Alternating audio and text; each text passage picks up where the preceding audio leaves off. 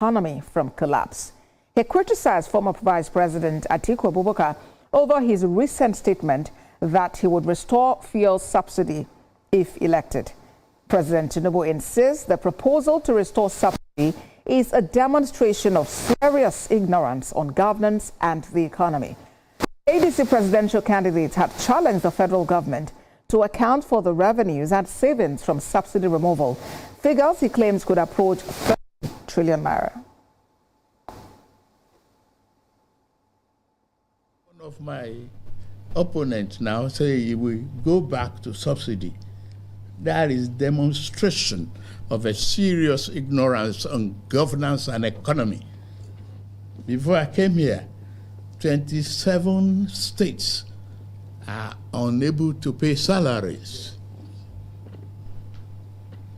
Not to even talk of pensioners, salary of workers in your state. Well, let's get more perspectives. Chairman, Presidential Support Organization Umar Jijiwa joins me live from our Abuja studio. Mr. Jijiwa, let's have a comparative analysis. Let's compare where we were before 2023 when President Tinubu announced removal of subsidy on petrol to where we are now 39 months after. Thank you very much for having me. You know, we need to separate politics from economics. We need to separate it. It is not just the same for you to say you want to bring back subsidy. What type of subsidy? Is it the old subsidy or is it a new subsidy? Because at the end of the day, subsidy was removed and they all said that they wanted to remove the subsidy. But of course I know things can change based on the fact that we know maybe there are some hardships. We cannot take it away. We understand it. But as we said earlier, what subsidy are you bringing back? Are you bringing back the old subsidy? Or does it just sound very nice for you to say you are going to do that? How are you going to do it? I want to understand. What are you going to subsidize? We need to also know that as well. Lastly, how long are you going to then continue doing the subsidy before you get on ground? I believe if we want to bring something out, then we need to be open with it, factual with it, and tell ourselves the truth. All right, so you believe that bringing back subsidy is not the way to go. But let's talk about a major contention that people seem to have, which is with what the funds is actually used for. What can you say to justify the availability and obvious disbursement of more funds to all coffers, local, state, and federal government as a result of the removal of subsidy on petrol? You see, I have to concede that perhaps some of these funds were not used the way they're supposed to be used. You see, but then again, that's natural. When you are ruling a country, not everybody is going to be good. So I am going to be a hypocrite if I'm going to stand here today and tell you that everything is perfect as it is now. No, it's not. The hardship that Nigerians are going through, every single one of us are also going through the same hardship. Subsidy is not a small thing. Now, look at where we are now. We need to start holding our governors more accountable. We need to start holding our chairmen more accountable. You see, when it comes to government, the federal government cannot do it all. When are we going to start pointing fingers at the right people for the right questions and to get the right answers?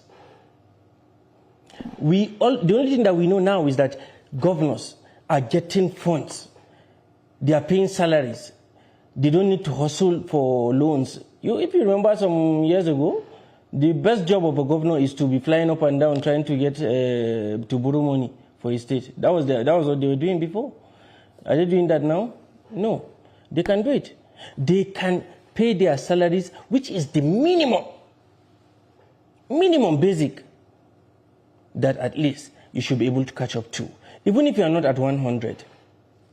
If you were on 0 before, and today you are on 15, you have done something. Mr. Jijiwa, now, Yes, you have spoken about the fact that the average Nigerian on the street doesn't exactly seem to be seeing the benefits, although the governors have more monies within their coffers.